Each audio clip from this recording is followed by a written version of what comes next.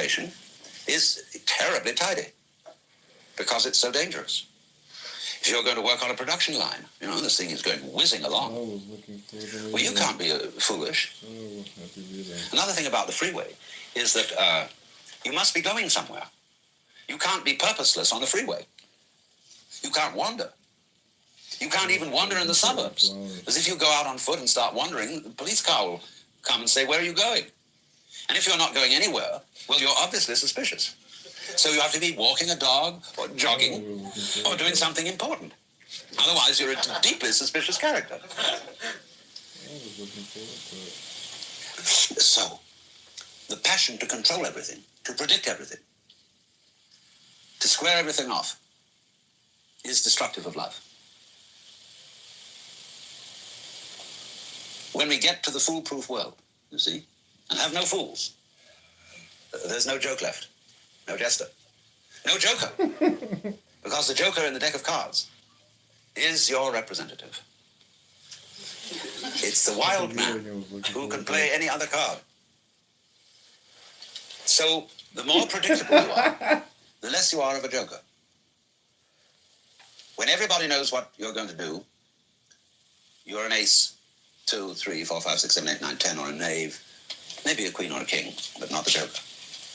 The joker corresponds to the man whom in Hindu society would be called the Jivan Mukta, the one liberated, the sannyasi, a holy man. He is a joker. And when you meet real holy men, you cannot figure them out. They might do anything. And they are often shocking people because they do things that holy men are not supposed to do. I mean, characters like Gurdjieff and even Sri Ramana Maharshi and so on are very, very unpredictable. They're weird, but always surprising. Zen masters, I know many. You never know what they're going to do next.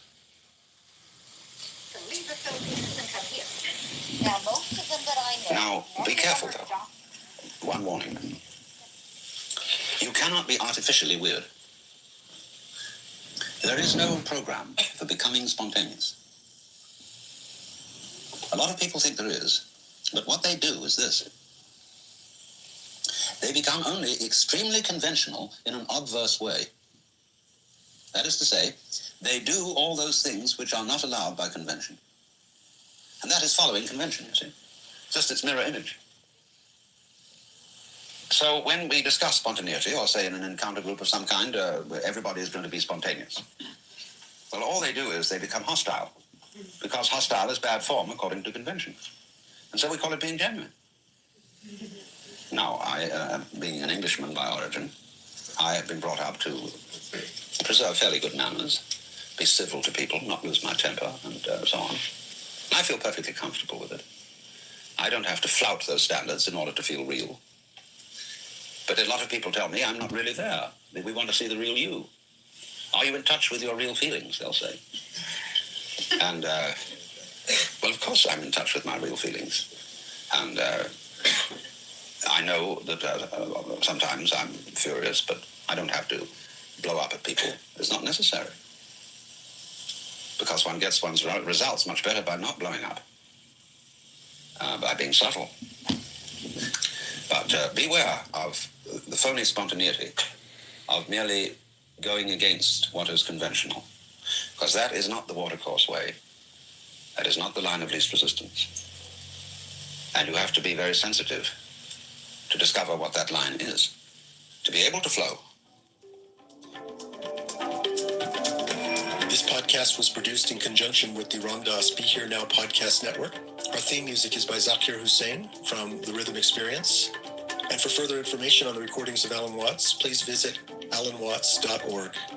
Again, that's alanwatts.org. And thank you for listening today.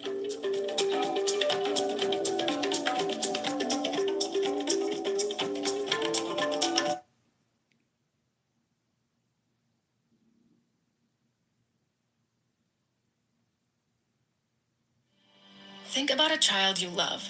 Now take away their clean clothes, access to water, and the